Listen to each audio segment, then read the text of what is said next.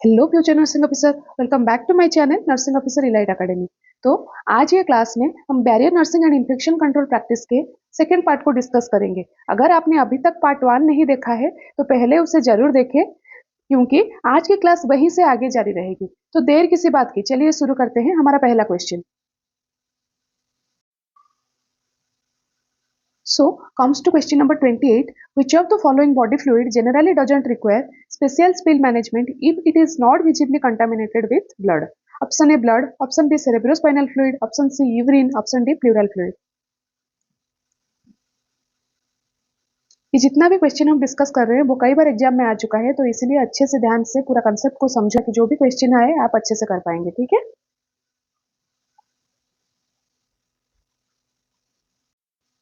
तो हमारा क्या आ जाएगा? Option C urine. ठीक है, तो यहाँ पे क्या पूछा गया है, इसमें से कौन सी ऑप्शन के लिए स्पेशल स्पिल मैनेजमेंट नहीं चाहिए अगर उसमें ब्लड नहीं है। ठीक है, तो इसको नॉर्मली दो हिस्से में बांटा गया है। एक हो गया हमारा हाई रिस्क फ्लूइड, दूसरा हो गया हमारा low risk fluid without blood.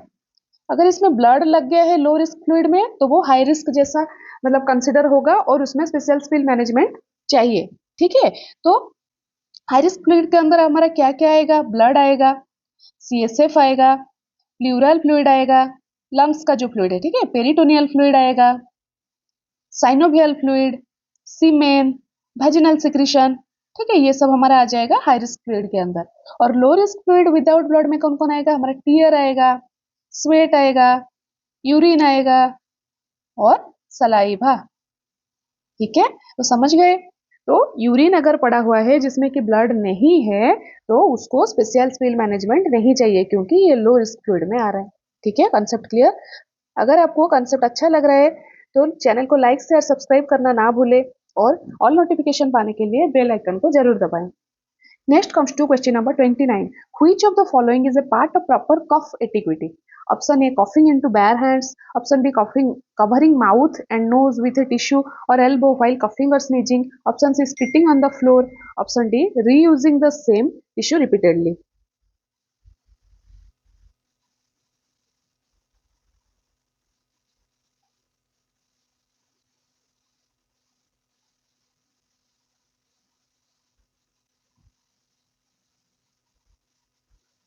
तो इसका सही आंसर क्या होगा हमारा? Covering mouth and nose with a tissue और एल्बो व्हाइल कॉफिंग और स्नीजिंग। ठीक है, तो यहाँ पे क्या पूछा गया है? यहाँ पे पूछा गया है इसमें से कौन सा कॉफ यूटिक्यूटी का एक पार्ट है। तो हम पहले समझ जाते हैं कॉफ यूटिक्यूटी है क्या। ठीक है जी, ठीक है, तो it means A set of infection control measure जो कि क्या करेगा?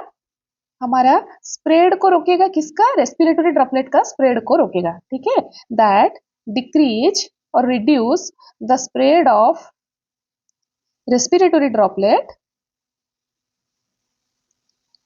प्रोड्यूस ड्यूरिंग कॉफिंग और sneezing.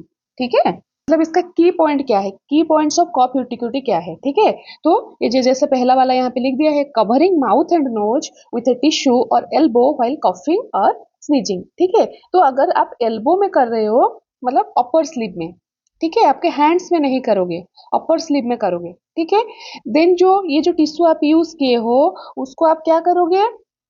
Throw to a covered dustbin. ठीक है, उसके बाद आप हैंड हाइजीन करोगे विथ सोप एंड वाटर, और अगर वो अवेलेबल नहीं है तो अल्कोहल बेस्ड हैंड रब में भी आप हैंड सैनिटाइज कर सकते हो। ठीक है, और अगर आपका रेस्पिरेटरी ड्रॉपलेट में कोई रेस्पिरेटरी सिम्टम है तो आपको मास्क पहनना पड़ेगा। और आप जब कफ कर रहे हो उसी टाइम दूसरों से मिनिमम 3 फीट का डिस्टेंस बनाए रखें, 3 फीट का डिस्टेंस और 1 मीटर। ठीक है, इसमें से कहीं से भी क्वेश्चन आ सकता है रिगार्डिंग द कॉप एटिक्यूटी। ठीक है, तो इमेज के थ्रू भी थोड़ा समझ जाते हैं। ये हो गया image. Cover your mouth and nose with a tissue when coughing and sneezing, dispose of the tissue afterward, after coughing और स्नीजिंग में जैसे आपको अभी बता रही थी चारों स्टेप। ठीक है, with soap and water, wear a mask if you are coughing और स्नीजिंग। ठीक है, तो यहाँ पे देखो ये एक टिश्यू लेके से कफिंग कर रहा है। ठीक है, मास्क पहना हुआ है और ऐसे एल्बो में कफ कर रहा है, हैंड में कर रहा है क्या, नहीं ना, तो एल्बो में। ठीक है, आ गया समझ में। Next comes to question number 30, which of the following is the most commonly transmitted blood borne infection following a needle stick injury? Option A HIV, option B hepatitis B, option C tuberculosis, option D malaria. ये question हम पहले video में discuss किए थे, तो अभी तक आप अगर हमारा पार्ट 1 नहीं देखे हैं तो उसको जरूर देखें, और वो वीडियो भी अगर पसंद आ रहा है तो लाइक शेयर सब्सक्राइब करना ना भूलें। तो इसका सही आंसर हमारा क्या होगा? Option B, that is hepatitis B. ठीक है, next comes to 31, CSSD stands for option A central surgical service department, option B central sterile supply department, clinical sterile supply division, central safety service department. बहुत बार question आया है, ये बहुत बहुत important question है। CSSD क्या है और उसका फंक्शन के बारे में बहुत बार हमारा क्वेश्चन आ जाता है। ठीक है,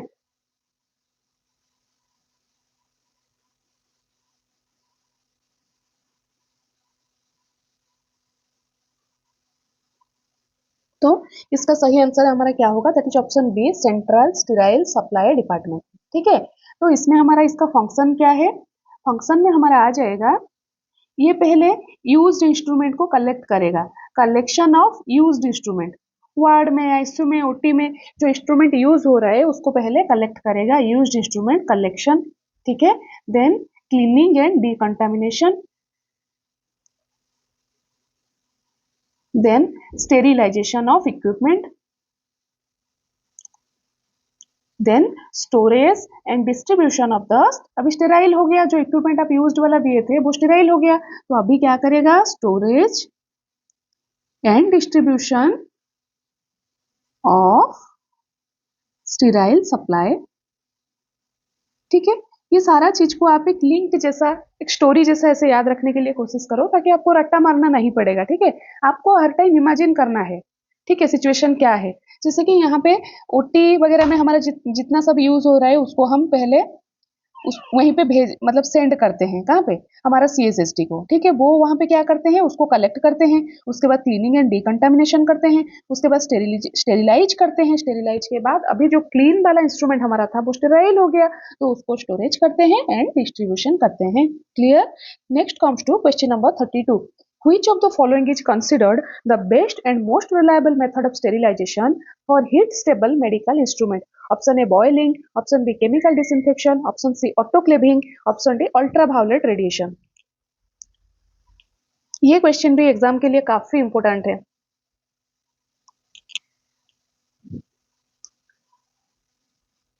अगर आपको वीडियो यूजफुल लग रहा है, कंटेंट अच्छा लग रहा है, तो चैनल को लाइक शेयर सब्सक्राइब करना ना भूले। आप जितना शेयर करेंगे, जितना लाइक करेंगे, कमेंट जितना हमारे पास आएगा, हमको उतना ही मोटिवेशन मिलेगा आपके लिए अच्छा अच्छा कंटेंट लाने के लिए।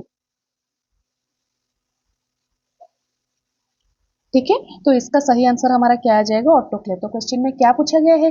Best and most reliable method of sterilization for heat stable medical instrument. तो ऑटोक्लेव में हमारा क्या होता है? इसमें यूज होता है हमारा मॉइस्ट हीट। ठीक है, तो टेम्परेचर कितना रहता है ऑटोक्लेव में? 121 डिग्री सेल्सियस। ठीक है, टाइम कितना रहता है? 30 मिनट। और प्रेशर कितना रहता है? 15 lbs। ठीक है, तो ये तीनों में से भी क्वेश्चन आता है, टेम्परेचर कभी पूछेगा, कभी टाइम पूछेगा, कभी प्रेशर पूछेगा। ठीक है, और एक है, इसमें मॉइस्ट हीट का प्रिंसिपल यूज हो रहा है। तो ड्राई हीट का प्रिंसिपल हमारा कहाँ पे यूज हो रहा है? That is hot air oven. ठीक है, तो इसका पिक्चर भी थोड़ा देख लेते हैं। ये रह गया हमारा ऑटोक्लेव का पिक्चर, देख पा रहे हैं, जो कि यूज करता है मॉइस्ट हीट, और ये हो गया हमारा हॉट एयर ओवन। ठीक है, तो next comes to question number 33, which of the following is not considered a high risk area for hospital acquired infection? Option A intensive care unit, option B operation theatre, option C neonatal intensive care unit, option D general ward.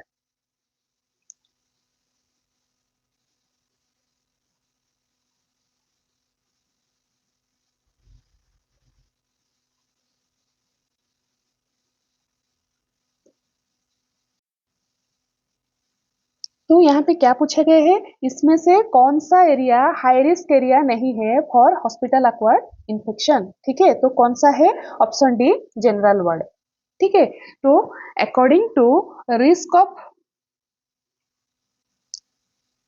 Transmit infection और acquire infection, ठीक है, considered, it is classified into 3 types. एक हो गया हमारा high risk area, दूसरा हो गया हमारा मॉडरेट रिस्क एरिया, तीसरा हो गया हमारा लो रिस्क एरिया।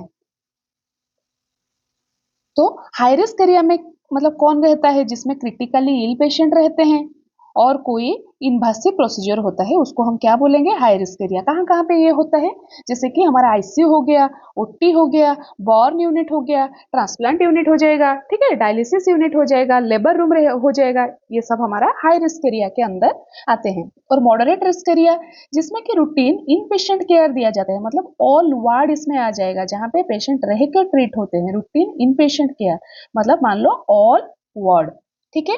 और लो रिस्क एरिया में हमारा कौन आएगा, जैसे कि हमारा ओपीडी हो गया और कोई एडमिनिस्ट्रेटिव एरिया हो गया, जैसे हमारा स्टोर आ जाएगा, इसके अंदर फार्मेसी आ जाएगा, वेटिंग एरिया आ जाएगा, ये सब हमारा लो रिस्क एरिया के अंदर आ जाएगा। Concept clear? अगर आपको ये कंसेप्ट समझ में आ रहा है तो नेक्स्ट क्वेश्चन में चलते हैं। So comes to question number 34. How is a used blood bag discarded according to BMW guidelines? Option A, directly in yellow bin. Option B, fast autoclave then discard in yellow bag. Option C, in red bin. Option D, return to blood bank for incineration.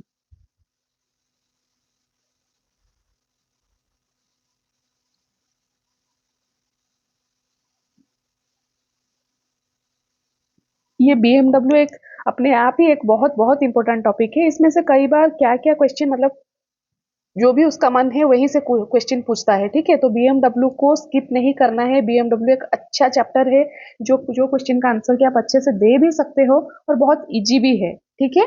बस आपको थोड़ा concept समझ जाना चाहिए। तो इसका सही answer हमारा क्या होगा, that is fast autoclave then in yellow bag, ठीक है। तो रिसेंट हमारा जो एम्स दिल्ली में ये क्वेश्चन आया था, ठीक है। तो ब्लड बैग को हम कैसे डिस्कार्ड करेंगे, पहले हम ऑटोक्लेव कर देंगे, फिर हम येलो बैग में डिस्कार्ड करेंगे, ठीक है। तो इन डिटेल हम नीचे जाके इमेज के थ्रू समझ जाएंगे, okay. Next comes to question number 35. Which colour coded container is used blood transfusion set discarded? Option A yellow bag, option B red bag, option C blue container, option D white container.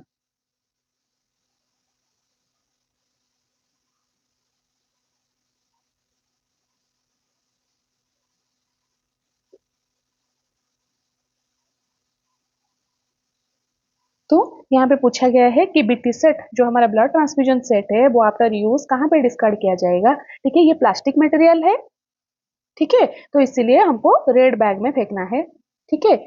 Next comes to question number 36. Cytotoxic drug and items contaminated with cytotoxic drug should be discarded in which color coded bag? Option A red bag, option B blue container, option C yellow bag, option D white bag. जिस जिसको answer पता है comment section में फटाफट लिख दो, बाकी जिसको नहीं पता है हम थोड़ा आगे जाके इसको पिक्चर के थ्रू, इमेज के थ्रू पूरा इन डिटेल समझ जाएंगे, तो टेंशन लेने की कोई बात नहीं है, ठीक है।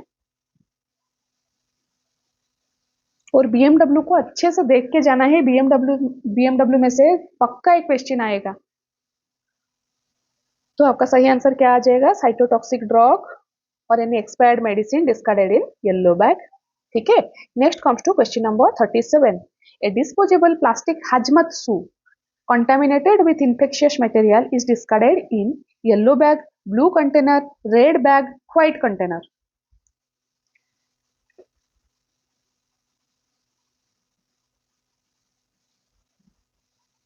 प्लास्टिक मटेरियल है, ठीक है, तो प्लास्टिक मटेरियल हमेशा कहाँ पे जाता है, हमारा रेड बैग में, ठीक है। तो हाजमत सूट क्या है, हाज मतलब हाजार्डस और मैट का मतलब मटेरियल। जब आप हाजार्डस मटेरियल को एक्सपोज हो रहे हो, उसके लिए आप जो पर्सनल प्रोटेक्टिव इक्विपमेंट पहन रहे हो उसको हाजमत सूट बोलते हैं, ठीक है। और वो नॉर्मली हमारे येलो में डिस्कार्ड होता है, लेकिन वो अगर प्लास्टिक का हो तो वो कहाँ पे जाएगा, रेड बैग। तो इसका सही आंसर हो गया हमारा option C. Next comes to question number 38. What is the usual concentration of glutaraldehyde used for high level disinfection और sterilization? Option A 0.5%, option B 1%, option C 2%, option D 5%। ये concentration में से भी हमारा कई बार क्वेश्चन आता है, ठीक है। तो इसका सही आंसर हमारा क्या आ जाएगा, दैट इज 2%, ठीक है। तो कंसंट्रेशन वेरियस कंसंट्रेशन का आता है, जैसे 1%, 5%, 0.5%, ठीक है। लेकिन हमारा 2% जो है वो मोस्ट कॉमनली यूज किया जाता है, और ये है हमारा हाई लेवल डिसइंफेक्शन के लिए रिकमेंडेड कंसंट्रेशन, ठीक है। तो यहाँ पे जो 2% ग्लूटाराल्डिहाइड का अदर नेम हमारा क्या है, दैट इज साइडेक्स, साइडेक्स सोल्यूशन भी इसको हम बोलते हैं, ठीक है। तो एक बार मान लो ये ग्लूटाराल्डिहाइड को आप बना लिए, तो अगर ये 2% का है तो इसका सेल्फ लाइफ कितना दिन तक होगा, 14 डेज, मतलब आप 14 डेज तक यूज कर सकते हो। और अगर ये 2.5% का होगा तो आप 21 टू 28 डेज तक यूज कर सकते हो। जैसे हम स्पील मैनेजमेंट में पढ़े थे, स्पील मैनेजमेंट में जो सोडियम हाइपोक्लोराइड बना मतलब बना हुआ रहता है, उसका सेल्फ लाइफ कितना होता है, मैक्सिमम 8 आवर्स, ठीक है। ठीक वैसे ही हमारे ये ग्लूटाराल्डिहाइड का जो दो टाइप का कंसंट्रेशन है, एक 14 डेज जाएगा, एक 28 डेज जाएगा, ठीक है, clear. Next comes to question number 39, what is the correct sequence for donning personal protective equipment. Very very very important, donning doffing हर टाइम एग्जाम में आता है क्वेश्चन में, ठीक है। मतलब आप जब पर्सनल प्रोटेक्टिव इक्विपमेंट पहन रहे हो तो आपका सीक्वेंस कैसे होना चाहिए,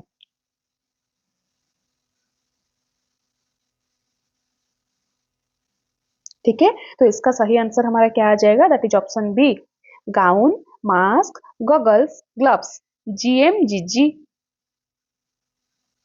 ठीक है।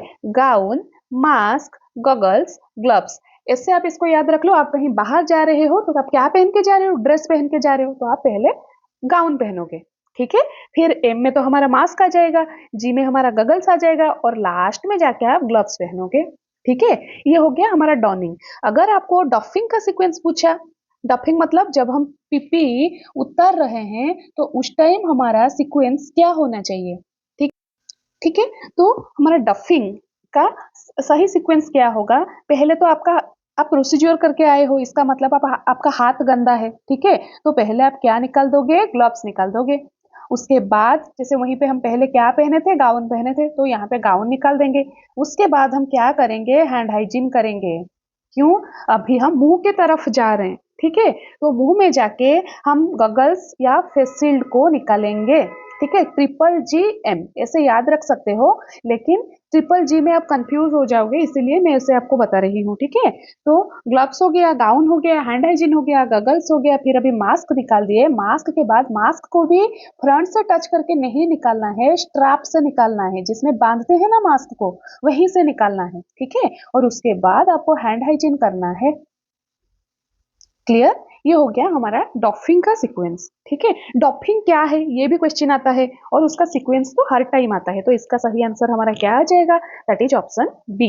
Next comes to question number 40, to prevent needle stick injury which of the following practice should be avoided, option A disposing needle in a sharp container, option B using personal protective equipment, option C recapping used needle, option D performing hand hygiene।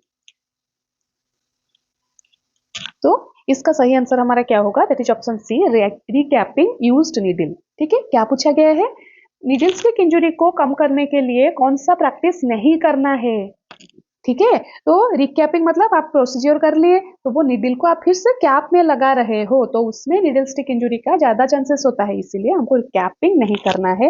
Hand hygiene तो करना है, needle को तो sharp container में हमको फेंकना ही है, और पीपीई भी पहनना है, ठीक है। Next comes to question number 41, transparent dressing over a central venous catheter should be routinely changed every 24 hours, B 3 days, C 7 days, D 14 days। Very very important question है, यहाँ पे हम जितना भी क्वेश्चन आज डिस्कस कर रहे हैं बहुत बार एग्जाम में आया है, ठीक है। तो इसका सही आंसर हमारा क्या आ जाएगा, दैट इज 7 days, ठीक है। तो ट्रांसपेरेंट ड्रेसिंग, हमारा सेंट्रल वेनस कैथेटर के ऊपर एक ट्रांसपेरेंट ड्रेसिंग लगा हुआ है, ठीक है। ट्रांसपेरेंट मतलब उससे वो साइट को हम क्लियरली देख पा रहे हैं, ठीक है, विजिबल क्लियरली। अगर ये ड्राई है, गीला नहीं हुआ है और इंटैक्ट है, तो हम 7 days में चेंज करेंगे, ठीक है। अगर वो लूज हो गया, वेट हो गया और डर्टी हो गया और आपको कोई साइन ऑफ इन्फेक्शन देखने के लिए मिल रहा है, तो आप जब देखोगे तब चेंज कर रहे हो, भले ही 7 दिन हो या ना हो। अगर ये कंडीशन है तो आप पहले चेंज कर सकते हो, ठीक है। अगर ये ट्रांसपेरेंट ड्रेसिंग मान लो कोई हॉस्पिटल में अवेलेबल नहीं है, मान लो, तो अगर गॉज ड्रेसिंग किया गया है सेंट्रल वेनस कैथेटर में, तो कितना दिन में चेंज करना है? 2 डेज और 48 आवर्स। क्लियर? आशा है आपको सारा कंसेप्ट समझ में आ रहा होगा। अगर आपको ये वीडियो अच्छा लग रहा है तो लाइक शेयर सब्सक्राइब करना ना भूलें। Next comes to question number 44. Which item must always be sterile before use? Option A bedside table, option B thermometer, option C surgical forceps, option D stethoscope. ठीक है, तो इसका सही आंसर हमारा क्या आ जाएगा? That is option C surgical forcep used in surgery. ठीक है, तो यहाँ पे और एक क्या कंसेप्ट आता है, अकॉर्डिंग टू स्पॉल्डिंग क्लासिफिकेशन, हमारा अकॉर्डिंग टू स्टेरिलिटी इसको 3 भाग में डिवाइड किया जाता है। एक हो गया हमारा क्रिटिकल आइटम, एक हो गया हमारा सेमी क्रिटिकल आइटम, एक हो गया हमारा नॉन क्रिटिकल आइटम।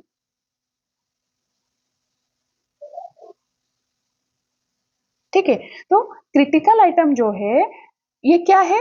वो आइटम है जो कि स्टेराइल टिश्यू में जाएगा, ब्लड में जाएगा और वास्कुलर सिस्टम में जाएगा। ठीक है, तो ये critical item must be sterile. ठीक है, आ गया समझ में। और semi critical item that contact with mucous membrane और नॉन इंटैक्ट स्किन। ठीक है, ये स्टेराइल टिश्यू में नहीं जाएगा, लेकिन नॉन इंटैक्ट स्किन और म्यूकोस मेम्ब्रेन का कांटेक्ट में आएगा। ठीक है, तो इसके लिए हम क्या करेंगे? इसके लिए हम हाई लेवल डिसइंफेक्शन करेंगे, हाई लेवल डिसइंफेक्शन। इसके लिए स्टेरिलिटी मेंटेन किए, इसके लिए हाई लेवल डिसइंफेक्शन किए। तो नॉन क्रिटिकल आइटम हमारा क्या होता है? That contact with intact skin only. ठीक है, और इसके लिए हम क्लीन और लो लेवल डिसइंफेक्शन करेंगे। आ गया समझ में। तो जो हमारा बेडसाइड थर्मोमीटर, बेडसाइड टेबल हो गया, थर्मोमीटर हो गया, ठीक है, और यहाँ पे जो स्टेथोस्कोप लिखा गया है वो सब क्लीन और डिसइंफेक्टेड होना चाहिए, मतलब ये लो लेवल डिसइंफेक्शन में आएगा। ठीक है, स्टेरिलिटी नहीं चाहिए। ठीक है, ये सब में से भी क्वेश्चन आता है। ठीक है, तो आपको अच्छे से सारा कंसेप्ट को समझना है, बस क्वेश्चन देख के आंसर करके भाग जाएंगे ऐसे नहीं सोचना है। ठीक है, तो कंसेप्ट को अच्छे से समझना है। Next comes to question number 45. The most important principle of biomedical waste management is segregation of waste at end of the day, point of generation, transport vehicle, the treatment facility. ठीक है, तो इसका सही आंसर क्या होगा? Question क्या पूछा गया है कि इंपॉर्टेंट प्रिंसिपल क्या है हमारा बीएमडब्ल्यू का रिलेटेड टू सेग्रीगेशन। ठीक है, मतलब पॉइंट ऑफ जनरेशन में हमको जो वेस्ट जहां पे जनरेट हो रहा है वहीं पे ही हमको सिग्रीगेट कर देना चाहिए। सिग्रीगेट मतलब अलग अलग करेंगे, तो उसमें से क्या होगा? It prevent mixing of infectious and non infectious material. ठीक है, समझ में आ गया। तो मैं जैसे आपको पहले बोल रही थी, तो अभी पूरा ये बीएमडब्ल्यू को थोड़ा अच्छे से देख लो। ठीक है, तो यहाँ पे एक ग्रीन बीन है, red bin, yellow bin, blue bin, white bin. ठीक है, यहाँ पे हमारा हॉस्पिटल में कभी कभी ग्रीन के साथ ब्लैक भी रहता है, तो ब्लैक डस्टबिन का क्या यूज है? इसमें हम ड्राई वेस्ट को, ड्राई जनरल वेस्ट, ठीक है, और ग्रीन में हम क्या करते हैं? Wet general waste. ठीक है, समझ गए।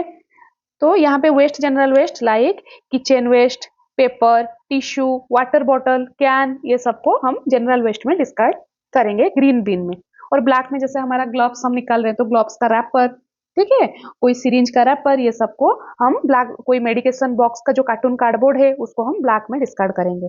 देन रेड में इन्फेक्टेड प्लास्टिक सिरिंज, ग्लव्स और कोई भी प्लास्टिक वेस्ट, ये याद रखना है, कोई भी प्लास्टिक वेस्ट जो कि इन्फेक्टेड है उसको हम रेड में डिस्कार्ड करेंगे। ठीक है, और येलो में इन्फेक्टेड वेस्ट, लेकिन प्लास्टिक नहीं होगा, तो soiled, anatomical, chemical and liquid waste, cytotoxic drug, ठीक है, laboratory waste, expired and discarded medicine. ये expired and discarded medicine and cytotoxic drug हर बार क्वेश्चन में आता है, ठीक है। तो इसको हम कहाँ पे डिस्कार्ड करेंगे? येलो में डिस्कार्ड करेंगे, ठीक है, ये वेरी वेरी इंपॉर्टेंट है। देन ब्लू में हम ग्लासवेयर, हमारा कोई एम्पल, भाइल और मेटालिक इम्प्लांट, ये भी कई बार क्वेश्चन में आया है। मेटालिक इम्प्लांट को कहाँ पे डिस्कार्ड करेंगे? वो हो जाएगा हमारा ब्लू, ठीक है। टॉक्सिक एक्सेप्ट साइटोटॉक्सिक, ठीक है। तो साइटोटॉक्सिक को हम कहाँ पे कर रहे हैं? येलो में कर रहे हैं, ठीक है। नहीं तो ऑल, भाइल, ample, any metallic body implant सबको हम ब्लू में डिस्कार्ड करेंगे। और सार्प के लिए, सार्प मतलब नीडल, स्कॉट ग्लासेस, उसके लिए ये हो गया क्या हमारा? पीपीसी का मतलब हो गया पंक्चर प्रूफ कंटेनर, पीपीसी, ठीक है। और इसका प्रोटोकॉल क्या है? ये जब 2/3 फील होगा उस टाइम ही लेके आपको इसको डिस्कार्ड करना है, ठीक है। पूरा ऐसे फुल होने तक वेट नहीं करना है, जब 2/3 फील होगा आपको लेके इसको डिस्कार्ड करना है, ठीक है, ठीक है। तो ये ग्रीन डस्टबिन जो है, इसमें जो जनरल वेस्ट रहता है इसको हम म्यूनिसिपल डिस्पोजल करते हैं, ठीक है। म्यूनिसिपल डिस्पोजल मतलब ये लैंडफिल होता है, मतलब हम जो हमारा लैंड है उसके अंदर इसको डाल देते हैं, क्योंकि ये बायोडिग्रेडेबल है। बायोडिग्रेडेबल, ये हमारा मिट्टी के साथ मिल जाता है। बायोडिग्रेडेबल का मतलब है मिट्टी के साथ मिल जाना, ठीक है। तो रेड में हमारा क्या आएगा? रेड रेड तो रिसाइक्लेबल प्लास्टिक, ऐसे याद रखना है, ठीक है। रेड, रेड में प्लास्टिक तो जाएगा और वो क्या होगा? रिसाइकिल होगा। रिसाइक्लेबल प्लास्टिक हमारा कहाँ पे जाएगा? रेड पे, ठीक है। तो उसके लिए हमको ऑटोक्लेव पहले करना है, नहीं तो माइक्रोवेव कर सकते हैं, नहीं तो उसको श्रेडिंग भी बोल सकते हैं, ठीक है। तो ये हो गया हमारा रिसाइक्लेबल प्लास्टिक। और येलो के लिए हम क्या करेंगे? इंसिनरेशन और प्लाज्मा पायरोलिसिस करेंगे। इंसिनरेशन मतलब जला देंगे उसको, ठीक है। और अगर कहीं पे परमिशन मिल रहा है तो हम फाइनल ट्रीटमेंट में उसको डीप ब्यूरियल भी कर सकते हैं। फाइनल डिस्पोजल हम जब कर रहे हैं उसको, जहाँ पे ये, इसके लिए हर जगह में परमिशन नहीं मिलता है, ठीक है। जहाँ पे परमिशन मिल रहा है तो डीप ब्यूरियल कर देंगे, ठीक है। और ब्लू को क्या करेंगे हम? ब्लू को भी हम डिसइंफेक्ट और ऑटोक्लेविंग करेंगे, और इसको भी हम रिसाइकिल कर सकते हैं, ठीक है। तो रेड वाला बिन का जो चीज है उसको भी हम रिसाइकिल कर रहे हैं, ब्लू वाला का जो चीज है उसको भी हम रिसाइकिल कर रहे हैं, ठीक है।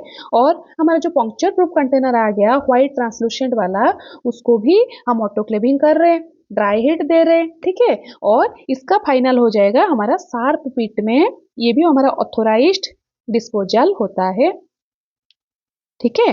तो इसको भी हम शार्प पिट में डाल रहे हैं लेके शार्प को, ठीक है। तो इंसिनरेशन के येलो बैग को हम इंसिनरेट करेंगे। तो ये जो मेथड ऑफ डिस्पोजल के बारे में भी क्वेश्चन आता है, ठीक है। तो एक एग्जाम फेवराइट टॉपिक है, ठीक है। तो इसको अच्छे से करना है, अच्छे से देखना है। ये इमेज बेस भी आ सकता है, ठीक है। तो आपको अच्छे से समझ के जाके सही आंसर दे के आना है, ठीक है।